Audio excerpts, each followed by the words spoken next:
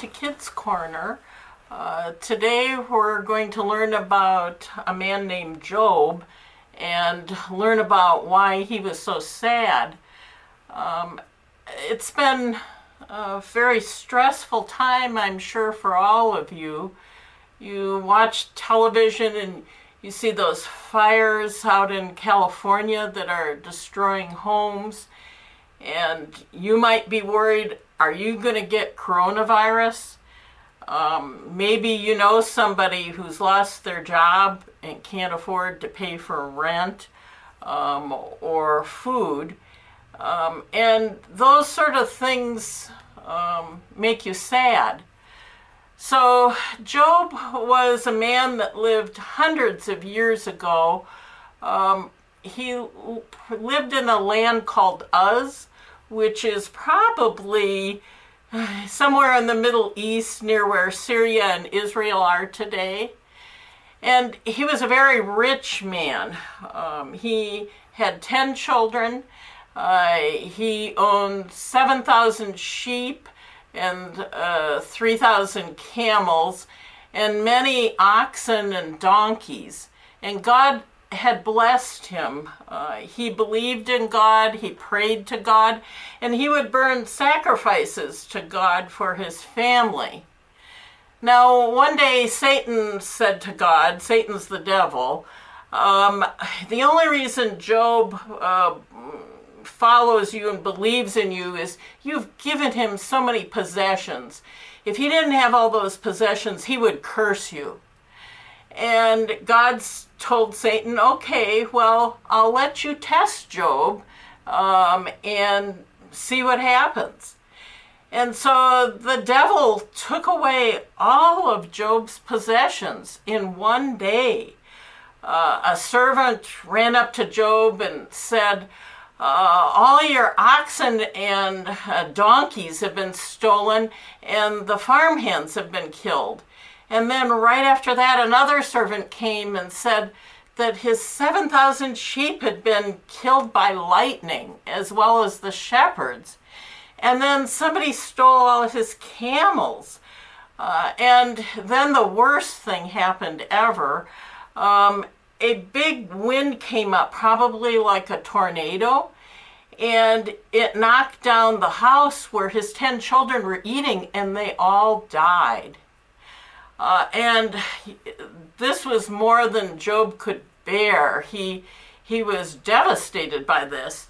I'm going to give you a quote. He said, "If my misery could be weighed and my troubles be put on the scales, they would outweigh all the sands of the sea."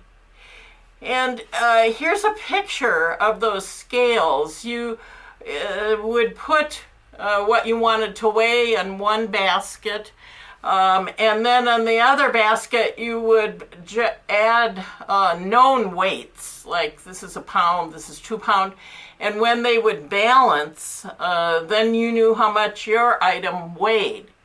And Job is saying that his grief and sadness were heavier than all the sands of all the ocean.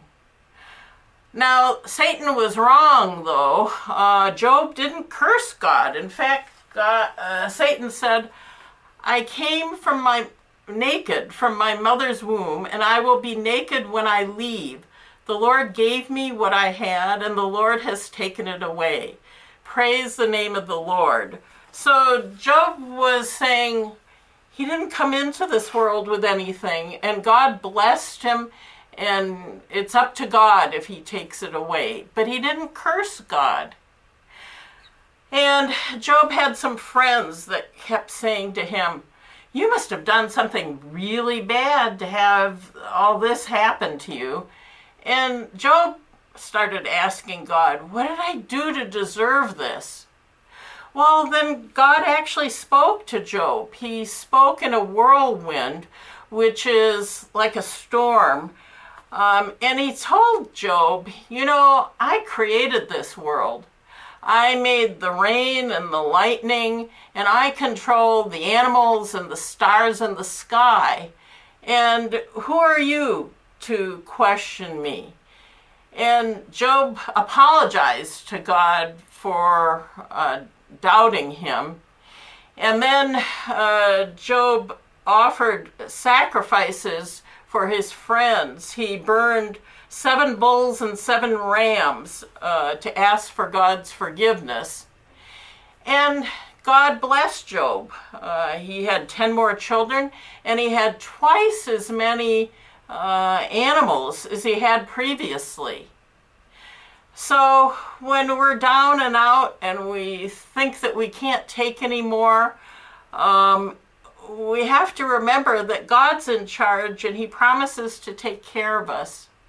Now, the final thing that I want to mention with Job is that Job said something that's become one of our best loved Easter hymns. I know that my Redeemer lives, and so we deserve to pay attention to that.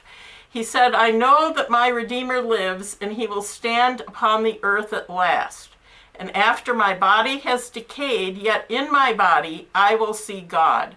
I will see him for myself. Yes, I will see him with my own eyes. And so Job believed that even after he died, that he would be resurrected.